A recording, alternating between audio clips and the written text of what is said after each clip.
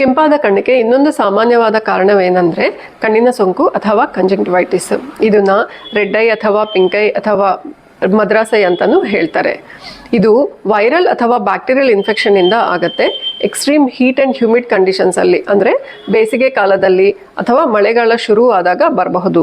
ಇದರ ಲಕ್ಷಣಗಳು ಹೇಗಿರ್ತವಂದರೆ ಕಣ್ಣಿನ ಉರಿ, ತುಂಬ ಕೆಂಪಾಗಿರೋದು, ನೀರು ಸುರಿತಾ ಇರೋದು, ಕಣ್ಣಿನ ನೋವಿರೋದು, ರೆಪೆ ಊದ್ಕೊಂಡಿರೋದು, ಗೀಜು ಬರೋದು, ಬೆಳಗ್ಗೆ ಎದ್ದ ತಕ್ಷಣ ಕಣ್ಣು ಅಂಟ್ಕೊಂಡಿರೋದು ಇರಬಹುದು. ಇದು ನೆನ್ಪಿಟ್ಕೋಬೇಕಾಗಿರೋದು ಒಂದು ವಿಷಯ ಏನಂದರೆ ಈ ಇನ್ಫೆಕ್ಷನ್ನು ಕಂಟೇಜಿಯಸ್, ಅಂದರೆ ಒಬ್ಬರಿಂದ ಒಬ್ಬರಿಗೆ ಕಾಂಟ್ಯಾಕ್ಟಿಂದ ಸ್ಪ್ರೆಡ್ ಆಗುತ್ತೆ.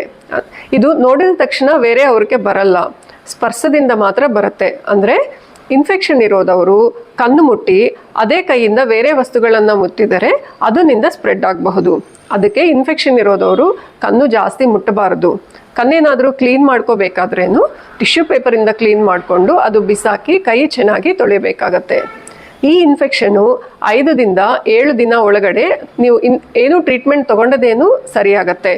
ಸಿಂಪ್ಟಮ್ಯಾಟಿಕ್ ರಿಲೀಫ್ಗೋಸ್ಕರ ನೀವು ಐ ಡ್ರಾಪ್ಸ್ನನ್ನು ಯೂಸ್ ಮಾಡಬಹುದು. ಕೆಲವು ಇನ್ಫೆಕ್ಷನ್ಸಲ್ಲಿ, ಎಸ್ಪೆಷಲಿ ವೈರಲ್ ಇನ್ಫೆಕ್ಷನ್ಸಲ್ಲಿ ಇನ್ಫೆಕ್ಷನ್ ಎಲ್ಲ ಕಡಿಮೆ ಆಗಿದ ಮೇಲೇನು ಸಬೆಪಿಥೆಲಿಯಲ್ ಒಪಾಸಿಟಿಸ್ ಬಂದಿರುವುದರಿಂದ ದೃಷ್ಟಿ ಬ್ಲರ್ ಆಗಿರುತ್ತೆ, ಉರಿ ತುಂಬ ಜಾಸ್ತಿ ಇರುತ್ತೆ.